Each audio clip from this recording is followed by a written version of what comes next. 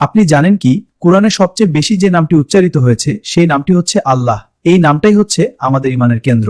কোরআনে আল্লাহর নামটি এসেছে প্রায় 2700 বারের ও বেশি। এটি কোনো মানুষের দেওয়া নাম নয়, এটি আল্লাহ তাআলার নিজস্ব ও বিশেষ নাম। আল্লাহ নামটির অর্থ যিনি এক, যিনি চিরস্থায়ী, যিনি কারো মুখাপেক্ষী নন, আর সবাই যার মুখাপেক্ষী। এই একটি নামের মধ্যেই আল্লাহর সব গুণের সমষ্টি রয়েছে। কোরআনে বারবার আল্লাহর নাম উচ্চারিত হওয়ার কারণ হলো যেন মানুষ ভুলে না যে তার রবকে তার ভরসার জায়গা কোথায়। যে নাম কোরআনে সবচেয়ে বেশি, সেই নামেই সবচেয়ে বেশি শান্তি। আপনি জানেন কি, ইসলামের প্রথম আদেশ ছিল নামাজ নয়, রোজা নয়, বরং আদেশ ছিল পড়ো। ইসলামের ইতিহাসে প্রথম যে ওহী নাজিল হয়েছিল তা ছিল সূরা আল আলাকের প্রথম 5 আয়াত। আর সেই আয়াতের প্রথম শব্দ ছিল ইকরা, যার অর্থ হলো পড়ো।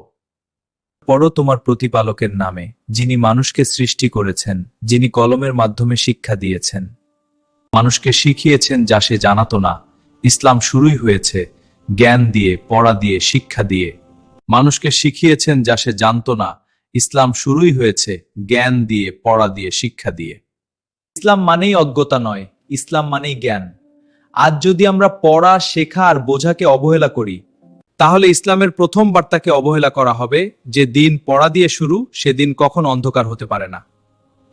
আল্লাহ তাওবা কবুল করতে অপেক্ষা করেন। একজন বান্দা যখন গুনাহ করে, আল্লাহ সঙ্গে সঙ্গে শাস্তি দেন না, বরং তাওবার অপেক্ষা করেন। বান্দা তাওবা করলে আল্লাহ এত খুশি হন যেমন মরুভূমিতে হারানো উট ফিরে পেলে মানুষ যতটা খুশি হয়। তুমি ফিরলে আল্লাহ খুশি হন। প্রতিটি ভালো নিয়তেরও সওয়াব আছে। ইসলাম শুধু কাজ নয়, নিয়তের সওয়াব আছে। যদি কেউ ভালো কাজ করতে চায় কিন্তু করতে না পারে, তবু আল্লাহ তাকে পূর্ণ সওয়াব দেন। আল্লাহ তোমাদের মন দেখেন। দুনিয়া মুমিনদের জন্য পরীক্ষা, আর জান্নাত হলো মুমিনদের পুরস্কার। এই দুনিয়া মুমিনদের জন্য কারাগার, আর কাফেরদের জন্য জান্নাত। কষ্ট মানেই আল্লাহ ভুলে গেছেন এটা না, ধৈর্য মানেই উচ্চ মর্যাদা। আল্লাহর রহমত তার রাগকে ছাড়িয়ে গেছে, আল্লাহ নিজেই লিখে রেখেছেন।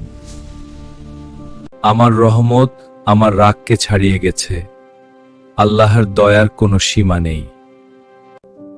ঘুমের আগের দোয়া, রাতভর নিরাপত্তা।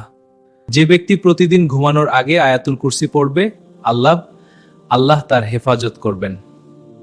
আল্লাহু লা ইলাহা ইল্লা হুয়াল হাইয়ুল কাইয়ুম, লা তাখুযুস সিনাতুম ওয়ালা নাউম। আল্লাহ একজন ফেরেশতা তার জন্য নিযুক্ত করেন সারা রাত তার হেফাজতের জন্য।